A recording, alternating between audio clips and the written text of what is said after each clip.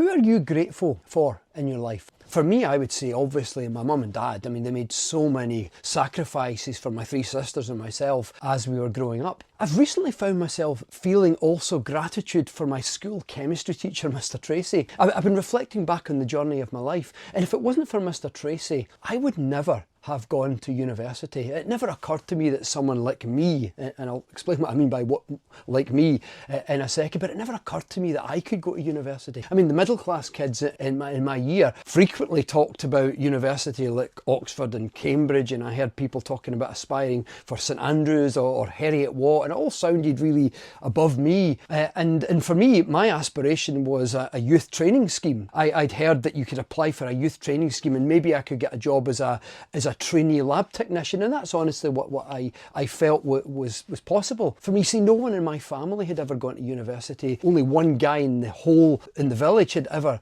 gone to university. The only context I had was the annual Oxford versus Cambridge boat race or the TV quiz show University Challenge, and everyone seemed to be far more intellectual than me, and they seemed to be far better spoken than me and better dressed than me, better everything. I really felt just really small and insignificant at those times, if I'm being really honest, in my life. But Mr. Tracey, over several lunchtimes, sat me down and talked me through the whole process. He taught me how to apply to university, how to get a prospectus, how to select universities, how to go through the process, how to apply for a government grant. And he told me that it'd be a great time in my life. You meet lots of friends. It's like going to school, except you get treated more like an adult and you've got time to grow up. And it was really wonderful. And eventually, obviously, I applied. And 8 years from that time, I ended up with a first class honours degree and a PhD. And it's got me reflecting back and thinking, you know, how people can have such a big influence in your life when they're really